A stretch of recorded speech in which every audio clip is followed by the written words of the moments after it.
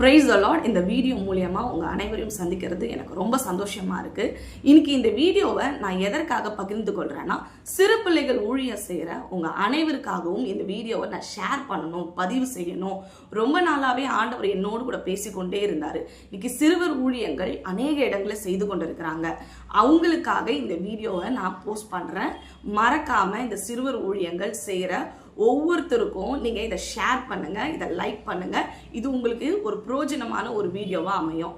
என்னங்க வெறும் சிறு பிள்ளைகளை வழி நடத்துறவங்க மட்டும்தான் இந்த வீடியோவை பார்க்கணும்னு நீங்க நினைக்கிறீங்க? இல்ல, உங்க வீட்டுல சின்ன பிள்ளைங்க இருக்காங்களா?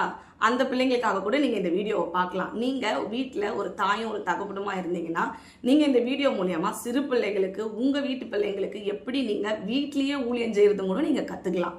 முதலாவது பார்த்தீங்கன்னா, சிறு பிள்ளைகளுடைய ஊழியத்தை செய்யும் போது அது ரொம்ப பெரிய டாஸ்க்கு.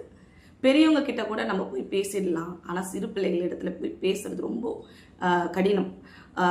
ஒரு 10 பெரியவங்களை உட்கார வச்சு நம்ம பேச முடியும். அவங்க பார்த்தீங்கன்னா கவனிப்பாங்க. ஆனால் அந்த 10 பிள்ளைங்களை உட்கார வச்சு நம்ம சொல்லி கொடுக்கும்போது பார்த்தீங்கன்னா அந்த பிள்ளைங்க நம்மளை லிசன் பண்ண வைக்கிறதுக்கு ரொம்ப கஷ்டம். இது பார்த்தீங்கன்னா இந்த ஊழியத்தை நான் ரொம்ப வருஷமாக செஞ்சு கொண்டு இருக்கிறேன். கிட்டத்தட்ட இது ஒரு 16-17 வருஷம் கிட்ட நான் இந்த ஊழியத்தை செஞ்சுட்டு இருக்கிறேன். ஆண்டவர் என்னோடு கூட இடைப்பட்டது என்னன்னா, இந்த மாதிரி சிறு பிள்ளைகள் ஊழியங்கள் நிறைய பேர் செய்து கொண்டு இருக்கிறாங்க. அவங்களுக்கு இந்த ஊழியத்தை எப்படி செய்யறதுன்னு தெரியாம நிறைய கஷ்டத்துல இருப்பாங்க. நீ இந்த வீடியோவை போஸ்ட் போடும்போது அவங்களுக்கு இருக்கிற அந்த டவுட்ஸ் அவங்க என்ன பண்ணிப்பாங்க, கிளியர் பண்ணிப்பாங்க. ஸோ அதனால் நான் இந்த வீடியோவை போஸ்ட் பண்ணுறேன். இது நீங்கள் செய்கிறவங்க மட்டும் பார்க்குறது கிடையாது. நீங்கள் உங்கள் ஃப்ரெண்ட்ஸ் செய்யணும்னு ஆசைப்படுறாங்க பார்த்தீங்களா, அவங்களுக்கு கூட ஷேர் பண்ணுங்கள். இந்த ஊழியத்தில் பார்த்தீங்கன்னா பலதரப்பட்ட கேள்விகள் எனக்கு பொதுவாகவே இருந்தது. நான் 14 வயசுலேருந்து இந்த மினிஸ்ட்ரியை செய்து கொண்டு இருக்கிறேன். 14 வயதுலேருந்து எனக்கு இந்த ஊழியம் செய்யும் போது இந்த பிள்ளைங்கள் இடத்துல எப்படி பேசுறது ஆண்டவரே, இந்த பிள்ளைங்களுக்கு நான் என்ன கற்றுத்தர்றது ஆண்டவரே, நிறைய கேள்விகளை ஆண்டவர் இடத்துல கேட்கும்பொழுது ஆண்டவர் இடத்துலேருந்து வந்த பதில் என்னன்னா, முதல் ஆண்டவர் எனக்கு சொல்லிக் கொடுத்த காரியங்கள் இந்த ஊழியத்தில் இன்னைக்கு கிட்டத்தட்ட ஒரு 14-15 வருஷம் 17 வருஷத்துக்கு மேலே இதை நான் செஞ்சுட்டு இருக்கிறேன். செய்யும் பொழுது பார்த்தீங்கன்னா, முதலாவது தேவன் எனக்கு கற்றுக் கொடுத்த ஒரு காரியம் என்னன்னா, அவரோடு கூட இருக்கிற அந்த உறவு. ஜபமும் வேத வாசிப்பும் இந்த ஊழியத்துல இருந்துச்சுன்னா, நம்ம அந்த பிள்ளைங்க கிட்ட போகும்போது கர்த்தர் என்ன பண்ணுவார், பரிசுத்த ஆவியானவர் அந்த பிள்ளைங்களுக்கு எப்படி ஊழியம் செய்யணும் அப்படின்றத என்ன பண்ணுவாருன்னா, நம்ம மூலியமா அவருடைய வார்த்தையை அந்த பிள்ளைங்களிடத்துல கொண்டு போய் சேர்ப்பாரு. முதல்ல என்னன்னா, சண்டே ஸ்கூல் டீச்சராக இருக்கணும்னு நீங்கள் விரும்புகிறீங்கன்னா, ஒரு சிறுவர் ஊழியம் செய்யணும்னு நீங்கள் விரும்புகிறீங்கன்னா, ஃபஸ்ட்டு நீங்கள் ஆசைப்படணும், நீங்கள் விரும்பணும், அந்த பிள்ளைங்களுக்காக நீங்கள் ப்ரிப்பேர் ஆகணும். வேதத்திலே பார்த்தீங்கன்னா ஆண்டவர் புதிய ஏற்பாட்டில் மத்தேயு, மார்க்கு, லூக்கா 3 அதிகாரங்களில் பார்த்தீங்கன்னா பிள்ளைகளை குறித்து பேசியிருக்காரு. அதாவது சிறு பிள்ளைகளை என்னிடத்துல வருவதற்கு தடை செய்யாதீர்கள்னு சொல்லியிருக்கிறாரு. பரலோக ராஜ்யம் அப்படியாப்பட்டவர்களுக்கு, யாருக்கு? சிறு பிள்ளைகளுடையது. பரலோக ராஜ்யம் பார்த்தீங்கன்னா சிறு பிள்ளைகளை போல இருக்கிறவங்களுக்கா. அப்போ இன்னைக்கு சிறு பிள்ளைகளை போல நம்ம மாறலைன்னா பரலோக ராஜ்யத்துல பிரவேசிக்க முடியாது. இன்னைக்கு இதை கேட்டுட்டு இருக்க நீங்க சிறுவர் ஊழியம் செய்ய போறீங்கன்னா, முதலாவது பார்த்தீங்கன்னா இந்த ஊழியத்தை குறித்த ஒரு பெரிய இம்பார்ட்டன்ஸ், அதாவது பெரிய முக்கியம் என்னன்னா, பரலோக ராஜ்யமே சிறு பிள்ளைகளை தான் என்ன பண்ணுதுன்னா விரும்புது. சிறு பிள்ளைகளை போல நீங்க இராவிட்டால் பரலோக ராஜ்யத்துல நீங்க பிரவேசிக்க முடியாது. ஆண்டவர் சிறு பிள்ளைகளை என்னிடத்துல வருவதற்கு தடை செய்யாதிருங்கள் சொல்றாரு. இந்த வீடியோ பார்த்துட்டு இருக்க அநேக பேரண்ட்ஸ் இன்னைக்கு நீங்க சர்ச்சுக்கு போயிட்டு இருக்கலாம். உங்க பிள்ளைங்களை நீங்க வீட்டுல தூங்க விட்டுட்டு நீங்க சர்ச்சுக்கு போனீங்கன்னா, இன்னைக்கு இந்த வீடியோ மூலமா ஏசப்பா உங்களை பார்த்து பேசுறாரு. உங்க சில்ட்ரன்ஸை நீங்க சர்ச்சுக்கு கொண்டு போங்க, அங்க இருக்கிற சண்டே ஸ்கூலுக்கு கொண்டு போய் விடுங்க. ஆண்டவர் அங்கதான் அந்த பிள்ளைங்களுக்கு வசனத்தை வைத்திருக்கிறாரு, அங்கதான் அந்த பிள்ளைங்க வளரக்கூடிய வார்த்தைகளை வைத்திருக்கிறார். முதல்ல இந்த ஊழியம் முக்கியத்துவமான ஒரு ஊழியம். இந்த சிறுவர் ஊழியம் செய்றீங்கன்னா பரலோக ராஜ்யம் இந்த ஊழியத்தை ரொம்ப ரொம்ப கனம் பண்ணுது, இந்த ஊழியத்தை விரும்புது.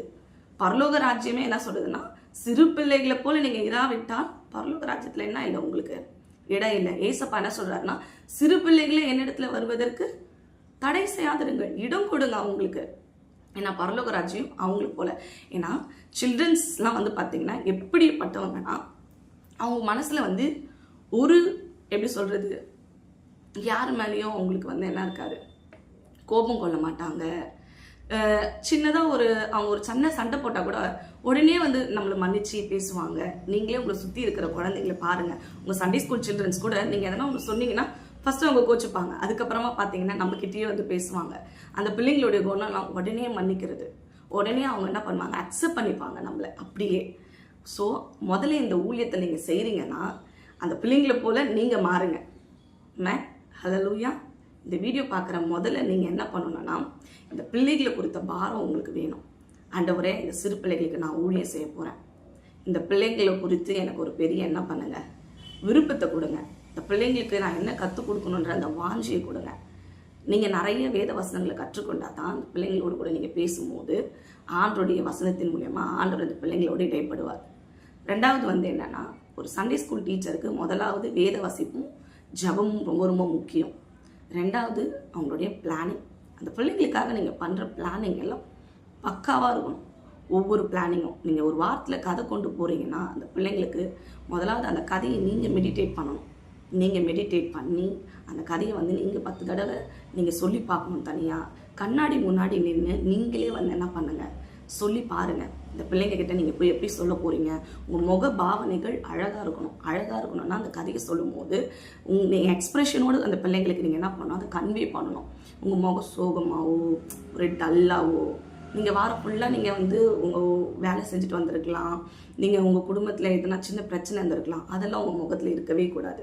நீங்கள் இந்த ஊழியத்தை செய்ய வரும்போது அந்த பிள்ளைங்களுக்கு நீங்கள் என்ன வார்த்தையை ஆண்டவருக்காக நீங்கள் கொண்டு வந்திருக்கீங்க, ஆண்டவருக்காக அந்த பிள்ளைங்களுடைய வாழ்க்கையில் சொல்ல போகிறீங்க, அந்த வார்த்தைகளை நீங்கள் கொடுக்கும்போது, அந்த கதைகளை நீங்கள் கொடுக்கும்போது ரொம்ப கவனமாக இருக்கணும். உங்களுடைய சொந்த கதை சோக கதைலாம் மைண்டில் ஓடக்கூடாது. அந்த மாதிரிலாம் இருக்கக்கூடாது. அந்த பிள்ளைங்கக்கிட்ட நீங்கள் போய் சொல்ல போகிறீங்கன்னா அந்த கதை பரிசுத்த ஆவியானவரோடு கூட நீங்கள் நடக்கணும். இந்த ஜபமும் அந்த ப்ரிப்பரேஷனும் பக்காவாக இருக்கணும். அந்த ரெண்டாவது அந்த கதை போய் அந்த பிள்ளைங்களுடைய வாழ்க்கையில் பெரிய தாக்கத்தை உண்டு பண்ணும். ஏன்னா ஏசப்பாவோட வசனம் சொல்லுது, அவருடைய வார்த்தை ஒரு நாளும் வெறுமையாக திரும்பாதுங்க.